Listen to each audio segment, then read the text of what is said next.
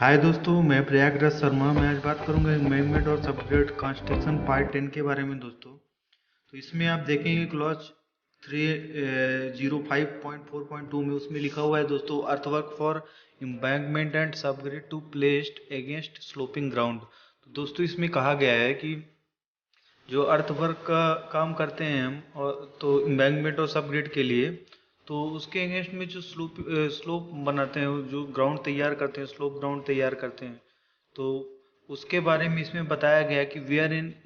Embankment subgrade is to be placed against sloping ground, the latter shall be appropriately benched or plowed scarified as required in clause 305.4.1 before placing the embankment subgrade material. Extra earthwork involved in benching or due to plowing, scarifying etc shall be considered incidental to the work। तो दोस्तों इसमें बोला गया है कि जहाँ एक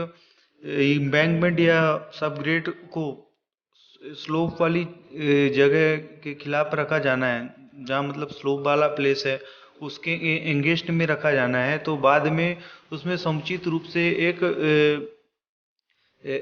उसमें बेंच बनाया जाएगा, प्लाउड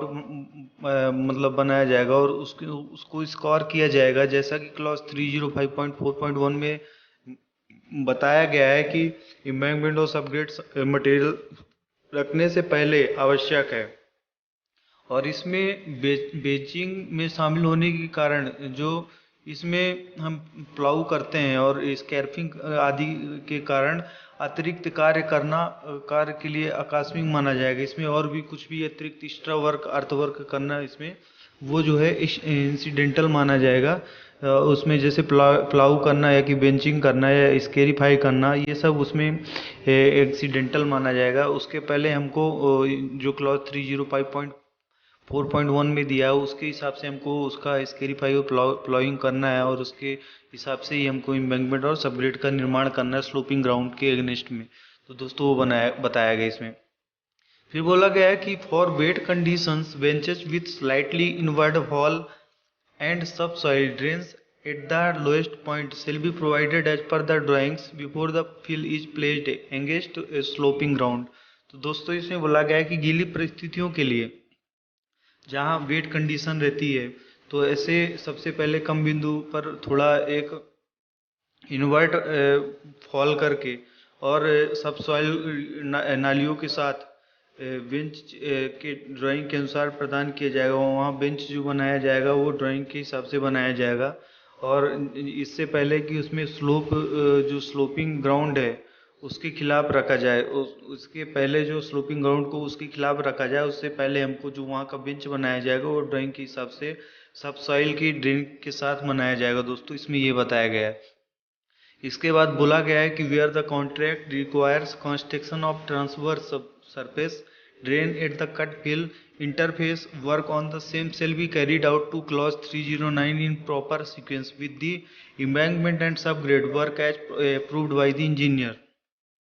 तो जहाँ अनुबंध मतलब जो कॉन्ट्रैक्ट होता है, तो उसमें यदि कटिंग और फिलिंग का इंटरफेस पर उसमें ट्रांसवर्स सब सरफेस नाली के निर्माण की आवश्यकता होती है, तो उसमें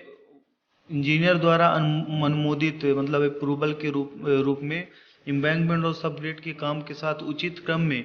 क्लॉज 309 तक ले जाया जाएगा। उसको उचित क्रम में क्लॉज 309 के अनुसार ही उसको किया जाएगा। तो उसमें ये बताया गया दोस्तों। इसके बाद बोला गया है कि क्लॉज 305.4.3 में earthwork over existing road surface. Existing road surface में हम जब अर्थवर्क का कार्य करते हैं, एम्बैंकमेंट या कि सबग्रेड बनाते हैं, तो उसके बारे में बताया गया कि जो रोड पहले से बनी रहती है उसको जब हम स्केरीफाई करते हैं और उसको निकाल कर और फिर रोड का निर्माण करते हैं, तो उसमें जो जहाँ एग्जिस्टिंग रोड पहले से बनी हुई है, तो उसके बारे में बताया गया कि जो मौजूदा रोड है उसमें सरफेस पर अर्थवर्क का कैसे कार्य किया जाता है। तो मौजूदा रोड के लिए इसमें बताया गया है दोस्तों। तो where the embankment is to be placed over in existing road surface the work shall be carried out as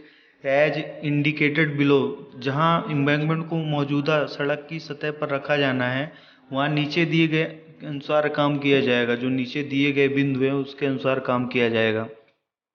जैसे पहला बिंदु इसमें दिया गया दोस्तों कि the existing road surfaces of granular type and lies within 1 metre of new formation levels it shall be scarified to a depth of 50 mm or as directed so as to prove simple bond between the old and new material ensuring that at least 500 mm portion below the top of new subgrade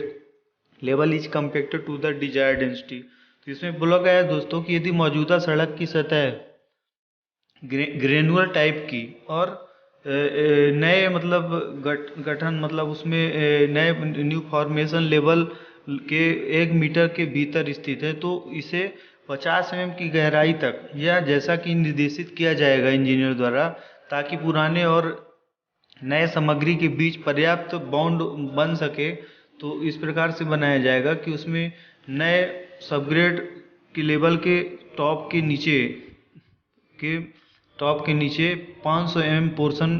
तक उसको रखा जाएगा, new subgrade level बनाया जाएगा उसमें और उसको compact किया जाएगा, उसकी जो डिजायर्ड डेंसिटी है उसको गेन किया जाएगा उसमें कॉम्पैक्ट करके। तो ये बताया गया दोस्तों कि 1 मीटर तक हमको उसमें 50 mm की गहराई तक 1 मीटर तक स्थित जो रहते हैं formation level new formation level को उससे देखते हुए उसको 50 mm तक गहरा करके और उसमें नया जो सबग्रेड बनाते हैं हम, तो वो बताया गया, इसके बारे में बताया गया है कि और इसके नीचे और भी जो दूसरा बिंदु दिया गया है इसमें कि the existing road surface is of bituminous types और cement concrete and lies within 1 metre of new formation level the bituminous और cement concrete layer shall be removed completely. तो इसमें बोला गया यदि मौजूदा सड़क की सतह बिटुमिनस प्रकार या सीमेंट कंक्रीट की बनी हुई या कि वो फ्लेक्सिबल है या रिजिड पेमेंट की बनी हुई है तो उसमें नए गठन के मतलब न्यू फॉर्मेशन लेवल के लिए 1 मीटर के भीतर ही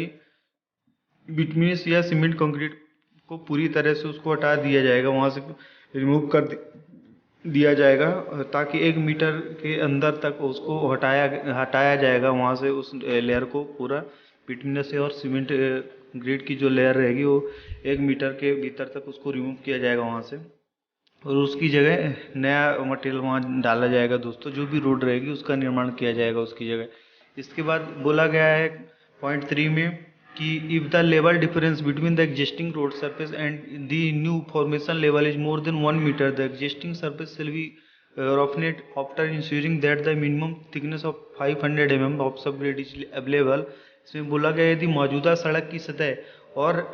न्यू फॉर्मेशन लेवल के बीच का अंतर 1 मीटर से अधिक है, यदि उससे न्यू फॉर्मेशन लेवल जो दिया रहता है प्लान एंड प्रोफाइल का तो उससे ज़्यादा है, यदि 1 मीटर से अधिक है तो यह सुनिश्चित करने के बाद कि वर्तमान सतह 500 mm की सबग्रेड से न्यूनतम मोटाई उपलब्ध होगी कि नहीं होगी उसको रब कर दिया जाएगा, वहाँ से रब किया जाएगा, उतना मिनिमम थिकनेस 500 mm तक उसको रब किया जाएगा, उसके बारे में बताया गया दोस्तों। तो यहाँ से आपको पूरा कन्फर्म हो जाएगा कि जो हम एग्जिस्टिंग रोड में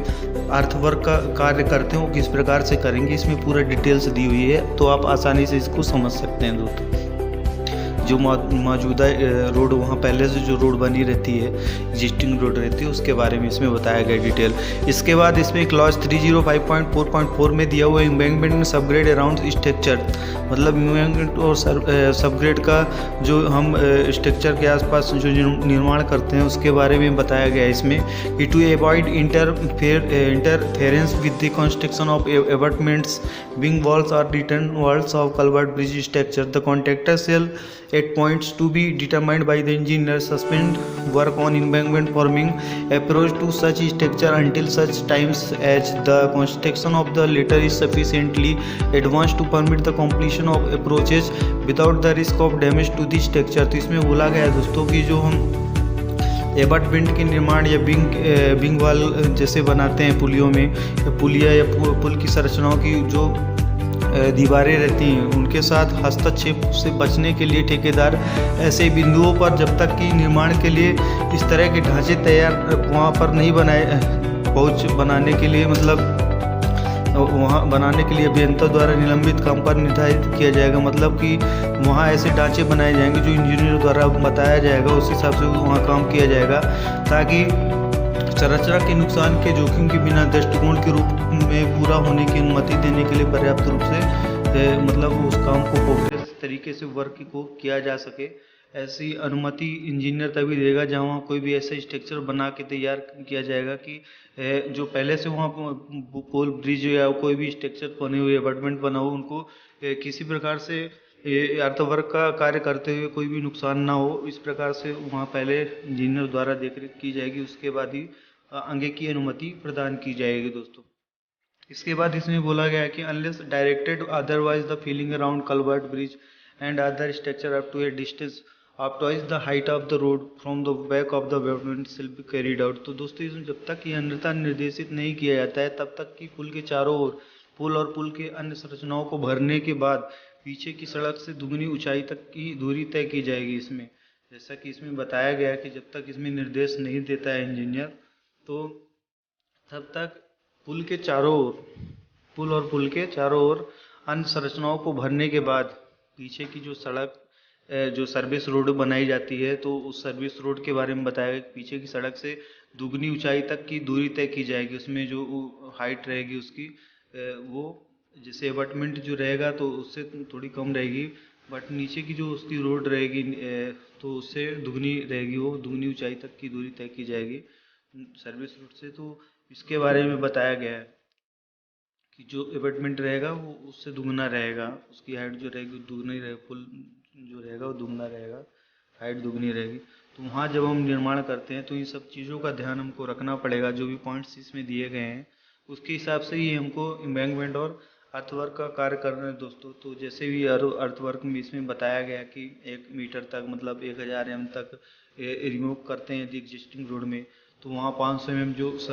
मटेरियल डालेंगे एम्बैंकमेंट या कि सबग्रेड का निर्माण करते हैं और प्रॉपर डेंसिटी गेन करते हैं, ये सब चीज़ पूरी डिटेल्स इसमें बताई गई है दोस्तों। इसके हिसाब से आप वर्क कर सकते हैं। Thank you.